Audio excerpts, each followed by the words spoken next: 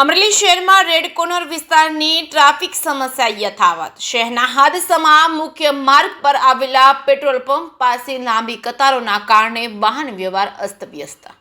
અહીં આવેલ petrol પંપમાં CNG gas ભરાવવા માટે આવતા ફોર વ્હીલ વાહનોની અવિરત કતારોને કારણે લોકો ત્રાહિમામ પોકારી ઉઠ્યા છે। આ માર્ગ ઉપર આવેલી હોસ્પિટલો તરફ જતી એમ્બ્યુલન્સને પણ રસ્તો મળતો નથી, જેના કારણે જીવલેણ પરિસ્થિતિ સર્જાય તેવી સ્થિતિ બની રહી છે। સ્થાનિક પ્રશાસનને અનેક રજૂઆતો છતાં ટ્રાફિક સમસ્યા ઉકેલવામાં નિષ્ફળ રહ્યું છે। હવે પ્રશ્ન એ છે કે આ ટ્રાફિકની વ્યથા ક્યારે સમાપ્ત થશે અને પ્રશાસન ક્યારે જાગશે। જે કે સિંહ ગુજરાતી સાથે જૈનિક સુજિત્રા, અમરેલી।